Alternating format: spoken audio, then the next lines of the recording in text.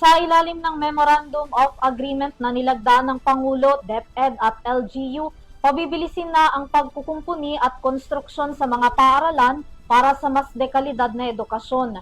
Mapupunta na sa mga lokal na pamahalaan ang procurement at monitoring pati na ang ground inspection sa mga contractor na mananalo sa bidding ng bawat eskwelahan. Alamin ang detalye sa aking report. Sa layuning matugunan ang kakulangan ng mga silid-aralan at maiangat ang mas dekalidad na edukasyon sa mga mag-aaral, isang Memorandum of Agreement o MOA ang nilagdaan ng mga provincial governor mula sa Luzon, Visayas at Mindanao kabilang na ang BARM sa pagitan ng Department of Education o DepEd para pabilisin ang konstruksyon ng mga karagdagang classroom sa kani-kanilang nasasakupan.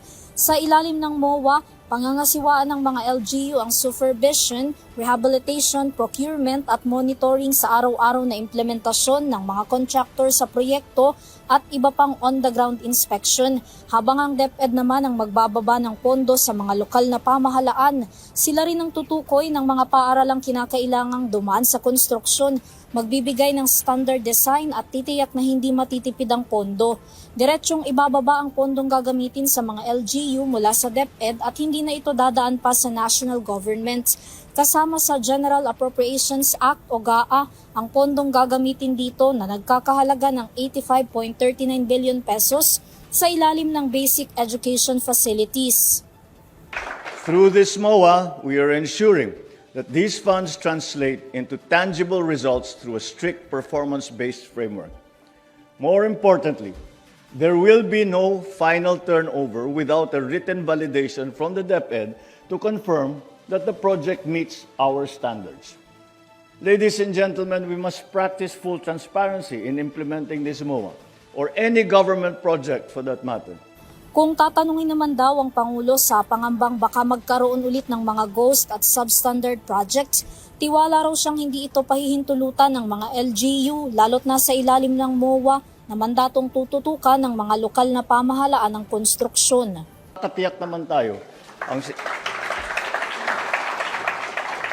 Ang sabi ko nga sa kanila, sa lahat, sabi ko, paano yan? Baka magka-problema ulit sa ghost project at saka sa substandard. Sabi ko, hindi uubra yan pagka sa LGU. Hindi uubra yan. Dahil ang tao mismo ang kaharap ninyo. Pagka hindi magandang gawin ninyong trabaho, sisitahin kayo. Araw-araw kayo, gabi-gabi kayo kakatukin sa bahay ninyo. Sasabihin, ayusin ninyo yung problema. Kaya't malakas ang loob ko na magiging maayos lahat ng ating gagawin. Samantala, target ng MOA na makapagpatayo ng nasa 4,000 mga classrooms nationwide sa ilalim ng first tranche ng nilagdaang kasunduan. Matatandaan na noong nakaraang taon, halos nasa 145,000 units pa ang kulang na classroom sa buong bansa. Naging saksi naman sa MOA signing sina Education Secretary Sani Angara, Senate Committee Chairman for Basic Education Senator Bam Aquino at Pasig City Lone District Representative Roman Romulo, Chairperson ng House Committee for Basic Education sa House of Representatives.